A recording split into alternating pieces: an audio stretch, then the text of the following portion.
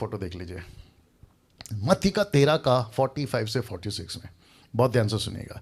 लिखा है, स्वर्ग का राज्य एक व्यापारी के समान है जो अच्छे मोतियों के खोज में था, और जब उसे एक बहुमूल्य मोती मिला तो उसने जाकर अपना सब कुछ बेच डाला और उसे मोल लिया। ये किसकी भाषा है?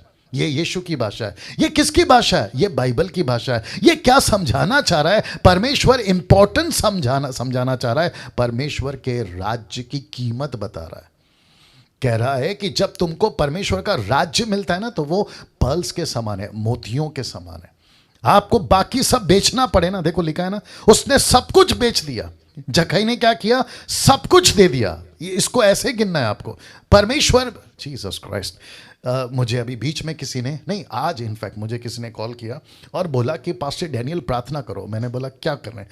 कहता है कि मुझे बहुत दर्द होता है बॉडी में, मुझे झटके आते हैं। शायद हो सकता है मेरा वीडियो देखेगा वो।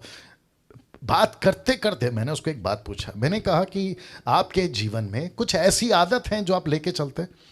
तो उसने कहा कि यस। मैंने बोला क्या? वो कहता है मैं 20 साल से गुटखा खा रहा हूं।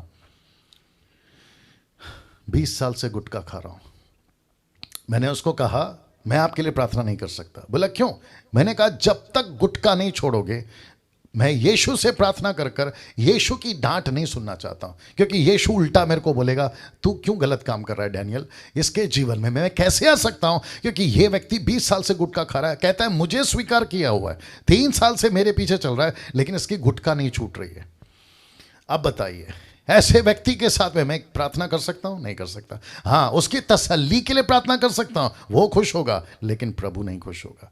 वो ऑफरिंग तक भेज देगा, लेकिन प्रभु बोलेगा तेरे को तो मार पड़ेगी डैनियल जब तू ऊपर आएगा, क्योंकि लिखा है एक व्यापारी अच्छी मोतियों की खोज में निकला, और जब मिल गई तो उसने बाकी सब बेच दिया। क्यों पता है? बाकी सब इसलिए बेचा क्योंकि उसको इस एक मोती का कीमत पता चल गया। ओ, आप नहीं समझे। आपको बाकी सबको बेचना होगा क्योंकि आपको यीशु की मोती का कीमत पता हो जाना चाहिए। आपको पता है उससे गुटखा क्यों नहीं छूट रहा है? क्योंकि उसको यीशु जो मोती है ना, उसकी कीमत नहीं मालूम। आपको पता है किसी किसी का दारू नहीं छूट रहा है क्योंकि उसको यीशु का जो है ना मोती, उसकी कीमत नहीं पता। आपको पता है कई लोगों की गर्लफ्रेंड बॉयफ्रेंड नहीं छूट रही है क्योंकि उसको मोती का वैल्यू नहीं पता है। कौन? यीशु। आपको पता है कईयों के एक्स्ट्रा मैरिटल अफेयर नहीं छूट रहे हैं क्योंकि उनको वैल्यू नहीं पता है कि उसको क्या मिला है, मोती मिला है। वाह, सी। कुछ लोग कहते हैं मेरे से पाप नहीं छूट रहा, मेरे से झूठ नहीं छूट रहा, मैं कैसे इसको अलग करूं? तो परमेश्वर कहता है कि देख बेटा, इसको देख, ये एक ऐसा व्यापारी है, जब इसको मोती मिली, कौन सी? बहुमूल्य, बहुमूल्य, बहुत कीमती, इसने अपना सब कुछ बेच दिया और उसको खरीद लिया। सी, क्या ऐसा लाइफ, क्या ऐसी भाषा, ऐसी टीचिंग कौन देता है? यीशु के टीचर्स, यीशु के प्रीचर्स, जिसको उसने मसीह की देह में रखा है। मैं फिर कहता हूं, अच्छे टीचर को साथ में रखो, अच्छे टीचर को साथ में रखो। और यही कारण है कि हमने मसीह मंथन खोला है पूरे मसीह समाज के लिए, देश में नहीं विदेशों में भी। इसलिए नाम रखा है मसीह मंथन वर्ल्ड ग्रुप।